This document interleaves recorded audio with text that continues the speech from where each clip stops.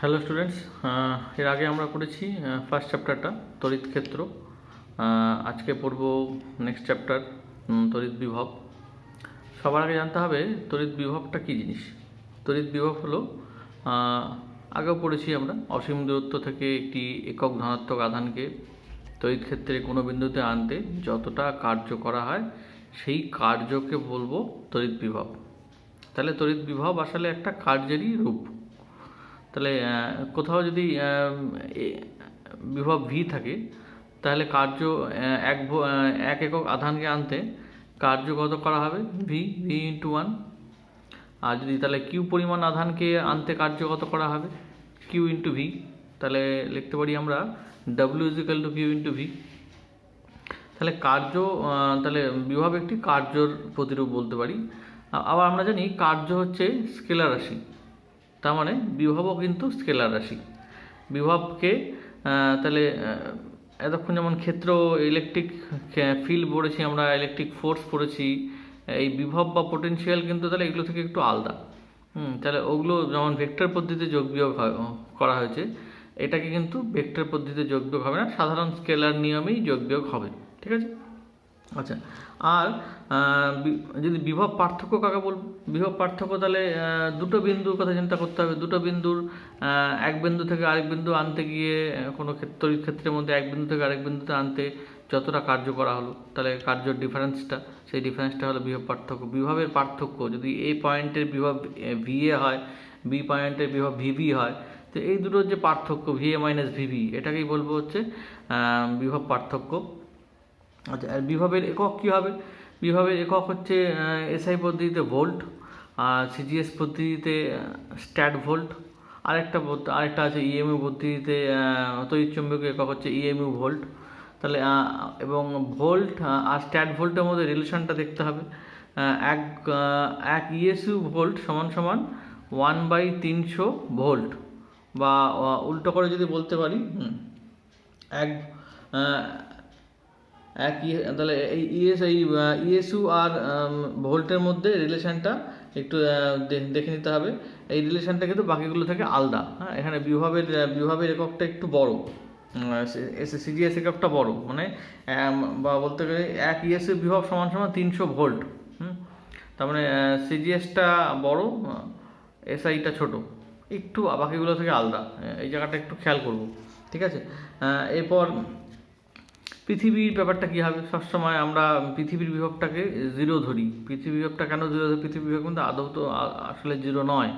পৃথিবী একটা বিশাল একটা চার্জের স্টোর হাউস বলতে পারি, এতটাই বড় যে তার রেসপেক্টে আমরা যখন হিসাব করি, তাহলে পৃথিবীর রেসপেক্টে হিসাব করি, তাহলে পৃথিবী থেকে যদি একটু বেশি আধান হয়, তাহলে বেশি ভোল্ট হয়, তাহলে ওটাকে পজিটিভ ভোল্ট বলবো। আর যদি কম আধান হয় তাহলে নেগেটিভ ভোল্ট বলবো। পৃথিবীটা অনেকটা সমুদ্রের মতো ধরা হয়। সেখান থেকে অল্প একটু আধান চলে গেলে বা অল্প একটু আধান পড়লে পৃথিবীর সমুদ্রের জলে যেমন কোনো পার্থক্য হয় না, অল্প জল নিলে বা ওখান থেকে ওতে দিলে, সেরকমই পৃথিবীর বিভবের মধ্যেও কোনো পার্থক্য হয় না, কিছুটা বিভব ওর মধ্যে দিলে বা কিছুটা বিভব ওর থেকে নিয়ে নিলে। এই জন্য পৃথিবীর একটা বিভব অসীম হলেও ওটাকে জিরো ধরা হয়, একটা স্ট্যান্ডার্ড ধরা হয়। ওর থেকে বেশি হলে ওটা পজিটিভ, ওর থেকে কম হলে ওটা নেগেটিভ। ঠিক আছে? আর এই জন্য যে কোনো আহিত বস্তুকে পৃথিবীর সাপেক্ষে পৃথিবীর সঙ্গে যদি কানেক্ট করা হয়, তাহলে কী হয়? তাহলে অতিরিক্ত চার্জটা ওর মধ্যে চলে যায়। তাহলে তার ফলে কী হবে? সেটা আধান শূন্য হয়ে যাবে। তাহলে এই জন্য এটাকে এই যে ঘটনা, কোনো আহিত বস্তুকে পৃথিবীর সঙ্গে কানেক্ট করে দেওয়া, এই ঘটনাকেই বলবো আর্থিং। প্রত্যেকটা ইলেকট্রনিক সার্কিটে এবং ইলেকট্রিক্যাল সার্কিটে এবং অবশ্যই বাড়ির সার্কিটেও আর্থিংটা খুব জরুরি। আর্থিংটা সব জায়গায় থাকতেই হবে। তাহলে এরপর চলে আসি আমরা বিন্দু আধানের জন্য বিভব কত হবে সেটা আমরা বার করব। দেখি বিন্দু ভাবের জন্য কত বিভব হবে সেটা আমরা প্রমাণ করার চেষ্টা করি। আচ্ছা, তাহলে আমরা করলাম W is equal to V into Q, কৃতকার্য সমান সমান বিভব ইন্টু চার্জ। এবার বিন্দু আধানের জন্য এই যদি আমি পোটেনশিয়াল কত হবে সেটা বার করতে চাই, তাহলে এটা ধরে নিচ্ছে একটা প্লাস কিউ আধান। এই বিন্দুতে একটা প্লাস কিউ আধান আছে। এবার পি বিন্দুতে আমি বিভব বার করবো। পি বিন্দুটা হচ্ছে এই বিন্দু থেকে আর দূরত্বে আছে। আর দূরত্বে পি বিন্দুটা আছে। এবার এবার বিভবের সংজ্ঞা কি ছিল? অসীম দূরত্ব থেকে কোনো একক ধনাত্মক আধানকে ওই বিন্দুতে আনতে যতটা কার্য করা হয়। তাহলে অসীম দূরত্ব থেকে এখান থেকে আনবো। তাহলে ধরে নিচ্ছি এতখানি আসার পর এইখান থেকে এটা হচ্ছে একটা P1 আরেকটা বিন্দু, P1টা এইটা আর এবং এই দূরত্বটা হচ্ছে dr। তাহলে এইখান থেকে এটার সরণ হবে এইদিকে, উল্টো দিকে। ইলেকট্রিক ফিল্ডের ডাইরেকশন কোন দিকে? এইদিকে। আর এটার আধানটাকে যে নিয়ে যাচ্ছে তার সরণ কোন দিকে? এইদিকে। তাহলে বল এবং সরণ পরস্পর বিপরীতমুখী। তাহলে এখান থেকে তাহলে এখান থেকে কৃতকার্য বার করবো। তাহলে কৃতকার্য সমান সমান কত হবে? কৃতকার্য সমান সমান বল ইন্টু সরণ, বল ইন্টু সরণ। আচ্ছা, বল কত? বল হচ্ছে ইলেকট্রিক ফিল্ড, যেটা ইলেকট্রিক ফিল্ডের ভ্যালু কত ছিল যদি এসআই পদ্ধতি নেই? 1/4πε q/r²। তাহলে এখানে বল হবে ওটাই, একক ধনাত্মক আধানকে যেই বলে টানে সেটাই প্রাবল্য। তাহলে এখানে এটা হবে, বল হবে 1/4πε q/r²। ঠিক আছে। আর সরণ কত? সরণ dr, কিন্তু উল্টো দিকে। তাহলে একটা মাইনাস সাইন নিতে হবে, এখানে হবে মাইনাস dr। তাহলে কৃতকার্য সমান কৃতকার্য হলো এটা। এবার এটা গেল হচ্ছে এতটুকের জন্য, এতটুক ডিসটেন্স আনার জন্য কৃতকার্য। তাহলে মোট কৃতকার্য কত হবে? তাহলে মোট কৃতকার্য, মোট মানে কি? আমরা কি করি? মোট মানে টোটাল করি, মানে ইন্টিগ্রেশন করব। তাহলে এখানে কি হবে? এটার উপর ইন্টিগ্রেশন হবে। এটাকে কোথা থেকে কোথায় আনছি? ইনফাইনাইট থেকে আর দূরত্বে আনছি। তাহলে অসীম থেকে আর দূরত্বে আনছি, একটা নির্দিষ্ট দূরত্বে আনছি। তাহলে এখানে এটা বসবে 1/4πε কিউটা এখানে দিয়ে দিই dr/r² with a negative sign, negative সাইনটা বাইরে দিয়ে দিচ্ছি। ঠিক আছে। তাহলে এবার এটাকে ইন্টিগ্রেশন করতে হবে। এখানে তো এই পোরশনটা কনস্ট্যান্ট, তাহলে বাইরে চলে আসবে। তাহলে এটাকে যদি বাইরে নিয়ে আসি, তাহলে v q/4πε dr/r², মানে 1/r² dr। 1/r² এর ইন্টিগ্রেশন কি হবে? r⁻²। তার মানে আচ্ছা, এখানে করেই দেখাই এটা কি হবে? এটা r⁻² + 1/-2 + 1 limit infinite two r। তাহলে এখানে কত হবে? q/4πε, এটা -1 আর এটাও -1। তাহলে এখানে একটা মাইনাস ছিল, আগে যে মাইনাসটা ছিল। তাহলে এই মাইনাস, এখানে একটা মাইনাস, আর এখানে -1/r আর লিমিট ইনফাইনাইট টু r। তাহলে এই মাইনাসে মাইনাসে এটা কি হয়ে যাবে?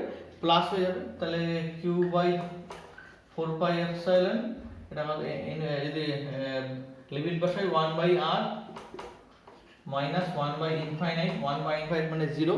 তাহলে এটা আসবে এটা q/4πε * r, বা এটাকে একটা গুছিয়ে লিখতে পারি 1/4πε q/r। তাহলে এটাই হলো হচ্ছে পটেনশিয়াল। তাহলে এটা হচ্ছে 3 নম্বর রাশি। প্রথমটা কি ছিল? প্রথমটা হচ্ছে কুলম্বের সূত্র থেকে ফোর্স আমরা পেয়েছি, F = 1/4πε q/r²। প্রথমটা গেল। দ্বিতীয়টা কি ছিল? q1 q2/r²। তৃতীয়টা হচ্ছে তড়িৎ প্রাবল্য 1/4πε q/r², ক্ষেত্র প্রাবল্য। 3 নম্বর হচ্ছে পটেনশিয়াল, এটা হচ্ছে 1/4πε q/r। হ্যাঁ, তাহলে তিনটা রাশি, একটা q1 q2/r², একটা q/r², বা q1/r², একটা q/r। তাহলে এটা সিরিয়াস নিলে কথা হবে, এটা থাকবে না। সিরিয়াস নিলে এই পোরশনটা থাকবে না, শুধু q/r পোরশনটা থাকবে। এটা গেল তাহলে বিন্দু আধানের জন্য। এই তাহলে এই প্লাস q এর জন্য এইখানে তাহলে বিভব কত হবে? বিভব হবে সিরিয়াস পদ্ধতিতে q/r, বা এসআই পদ্ধতিতে 1/4πε q/r। ঠিক আছে, ঠিক আছে। আর যদি এবার যদি দুটো বিন্দুর মধ্যে আনতে, এখানে সাপোজ এই বিন্দুটা আছে, এখানে এটা r1 ডিসটেন্সে আছে। আচ্ছা, ওটা একবার দেখি। আচ্ছা, যদি দুটো বিন্দুর মধ্যে বার করতে চাই বিভব পার্থক্য, তাহলে সাপোজ ধরি এটা a1 দূরত্বে আছে, আর এখান থেকে bটা r2 দূরত্বে আছে।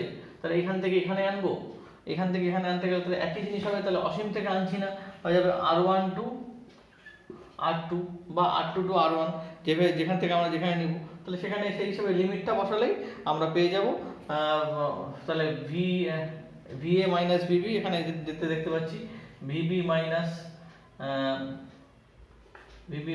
VA সমান সমান Q বাই 4 পাই এপসাইলন, এটা হবে 1/R1 বা যদি 1 থেকে নিয়ে 2 থেকে নিই তাহলে 1/R2 মাইনাস 1/R1। এটা হলো যে বিভব পার্থক্য, যদি দুটো একটা বিন্দু থেকে একটা বিন্দু নিয়ে যায়, আর যদি অসীম থেকে আনি তাহলে শুধু Q/R সেটা করলেই হবে। ঠিক আছে, এটা গেল হচ্ছে বিন্দু আধানের জন্য।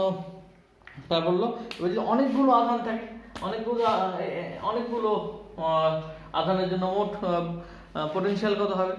আগেরটা ক্ষেত্রে ইলেকট্রিক ফিল্ডের ক্ষেত্রে ভেক্টর যোগ করা হয়েছিল, এখানে স্কেলার যোগ হবে, তার মানে প্রত্যেকটার জন্য আলাদা আলাদা করে যোগ করলেই হয়ে যাবে। একই রকমভাবে এটাকেও ভেক্টর নোটেশনটাও দেখতে হবে, একটা আর ক্যাপ আসবে বা ডিস্টেন্স ভেক্টরটা আসবে, এটাই গেল হচ্ছে পোটেনশিয়াল। এবার চলে আসে হচ্ছে তড়িৎ দ্বিমেরুর জন্য বিভব। আচ্ছা, তাহলে আগের চ্যাপ্টারে আমরা যেমন পড়েছিলাম ডাইপোলের জন্য ইলেকট্রিক ফিল্ড বা দ্বিমেরুর জন্য ইলেকট্রিক ফিল্ড, এখন পড়বো আমরা দ্বিমেরুর জন্য পোটেনশিয়াল। তাহলে এটা হবে দ্বিমেরুর জন্য বিভব। হ্যাঁ, দ্বিমেরুর জন্য বিভব। এবার ধরে নিচ্ছি এইটা A B একটা ডাইপোল, যার নিজেদের দূরত্ব হচ্ছে দুটো চার্জের মধ্যে দূরত্ব 12। এবার এখান থেকে এর সেন্টার থেকে R দূরত্বে P বিন্দুতে আমি মোট পোটেনশিয়াল বার করব। P বিন্দুতে পোটেনশিয়াল বা বিভব বার করব, তাহলে P বিন্দুতে বিভব কি হবে? প্লাস Q এর জন্য একটা বিভব হবে V1, আর মাইনাস Q এর জন্য একটা বিভব হবে V2। এবার যেহেতু স্কেলার রাশি, তাহলে এটা কি হবে? ডাইরেক্ট যোগ করে দেবো, ডাইরেক্ট যোগ করলেই পেয়ে যাবো। আগের মতো ভেক্টর যোগে আমার দরকার নেই। তাহলে এখানে এটা ক্ষেত্রে কি হবে? V1 কত হবে? Q বাই 4 পাই এপসাইলন, দূরত্ব কত এখান থেকে এখানে? দূরত্ব Q/R, দূরত্বটা কত হবে? 1 বাই এখান থেকে এইটা হচ্ছে L, পুরোটা R, তাহলে R মাইনাস L, তাহলে 1/R মাইনাস L। ঠিক আছে, আর V2 কত হবে? V2 হচ্ছে এটা কিসের জন্য? প্লাস Q এর জন্য। আর মাইনাস Q এর জন্য কত হবে? এখানে কিন্তু মাইনাস সাইনটা নিতে হবে। মাইনাস Q এর জন্য minus Q 4 pi epsilon 1/R plus L, মানে এই পুরো দূরত্বটা এখানে R, তার সঙ্গে L যোগ হবে। ঠিক আছে, তাহলে আগের ক্ষেত্রে সঙ্গে পার্থক্য আবার বলছি, আগেরটা ক্ষেত্রে কিন্তু প্লাস মাইনাস নেওয়া হয়নি চার্জের, এই ক্ষেত্রে কিন্তু চার্জের প্লাস মাইনাস নিতে হবে, যেহেতু এটা পোটেনশিয়াল এবং স্কেলার রাশি, সেই জন্য আগে নেওয়া হয়নি। কেন? আগে দিক বলে দেওয়া হয়েছিল ভেক্টরে, একটা এই দিকে একটা উল্টো দিকে।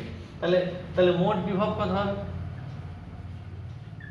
মোট বিভব কত হবে? V1 প্লাস V2,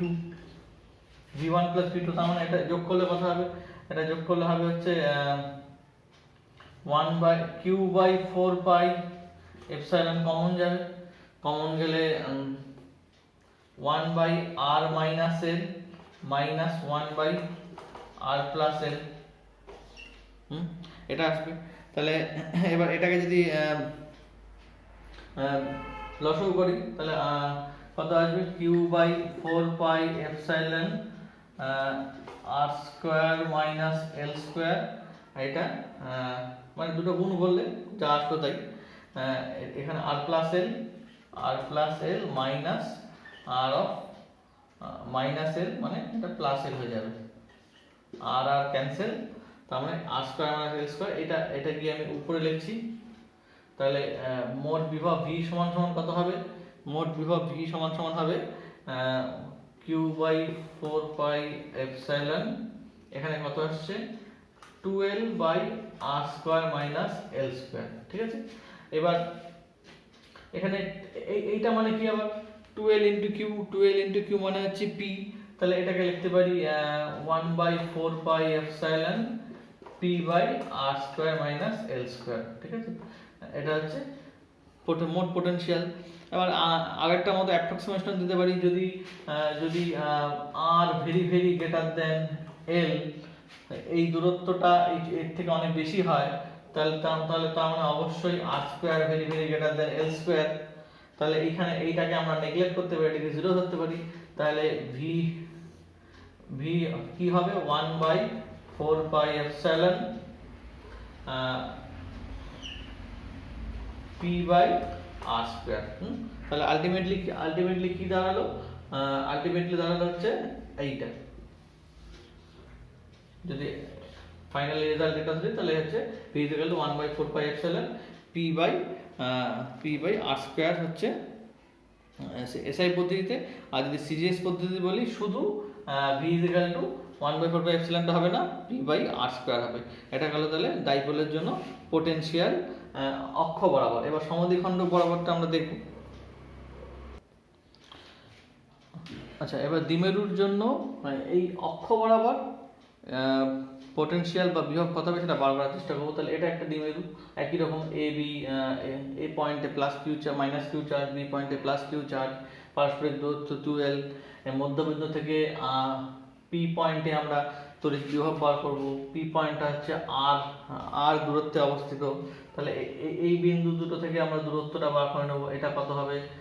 এইটা আর হলে এটা অর্ধেকটা হবে এল, তাহলে হবে এটা আর স্কোয়ার প্লাস এল স্কোয়ার। এটাও তাই হবে আর স্কোয়ার প্লাস এল স্কোয়ার। তাহলে এই পয়েন্টে বিভব কি হবে? এই পয়েন্টে বিভব মাইনাস কিউ এর জন্য বিভব v1। আচ্ছা, ওখানে প্লাস কিউ এর জন্য ধরেছিলাম, তো প্লাস কিউ এর জন্য ধরি। v1 কত হবে? 1/4πε। এখান থেকে দূরত্ব কত? এই দূরত্বটা। তাহলে q বাই আর মানে √r square plus L square হলো। একই রকম মাইনাস কিউ এর জন্য বিভব v2 কত? v2 হচ্ছে 1/4πε minus Q by √r square plus L square. এই দুটো সমান এবং তাহলে মোট বিভব কত হবে? মোট বিভব হবে কত? v = v1 প্লাস v2, যোগ করলে কি হবে? 0। একই দুটো সমান এবং বিপরীত প্লাস মাইনাস। তাহলে এই ক্ষেত্রে ডাইপোলের ক্ষেত্রে অক্ষ বরাবর পোটেনশিয়াল কত হবে? 0। আচ্ছা, আরেকটা পড়েছিলাম, আরেকটা হচ্ছে যে কোনো দিক বরাবর। যে কোনো দিক বরাবরটা আমি আজকে বলছি না, পরের দিন দেখাবো না। তো এটাও আসে কম, তবু দেখে রাখা দরকার। সেটা হবে হচ্ছে একই রকম, শুধু একটা cos θ থাকবে। তাহলে v = 1/4πε p cos θ by R square. এটা হচ্ছে যে কোনো দিক বরাবরের ভ্যালু। যে কোনো দিক মানে যদি এই কোণাকুণি থাকে, এই কোণা বার করতে চাই, তাহলে cos θ হলো এখান থেকেও দেখে এই প্রথম দুটো সিদ্ধান্ত আসা যায়। cos θ যদি 0 হয় তাহলে cos 0 1, তাহলে p বাই আর স্কয়ার মানে এই দিক বরাবর। এই কোণটা যদি 0 হয় তাহলে এই দিক বরাবর, তাহলে p বাই আর স্কয়ার। আর যদি 90 ডিগ্রি হয় তাহলে cos θ এর ভ্যালু হচ্ছে থিটার ভ্যালু 90, cos 90 0, তাহলে 0 হয়ে যাবে। তাহলে সমদ্বিখণ্ডক বরাবর পোটেনশিয়াল হচ্ছে 0 হলো। ঠিক আছে, এতটুকু তাহলে এতটুকু পড়বো।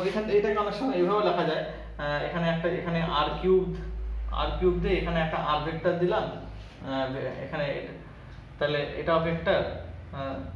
তাহলে এখানে যদি ভেক্টর দিয়ে করতে যাই তাহলে আচ্ছা, এটা তো এটাকে এভাবে লিখতে পারি 1/4πε। এখানে একটা আর, তাহলে a b cos θ। তাহলে a b cos θ মানে হচ্ছে a ডট b, তার মানে p ডট r। v এর মাথায় তো ভেক্টর হবে না যেহেতু v স্কেলার কোয়ান্টিটি।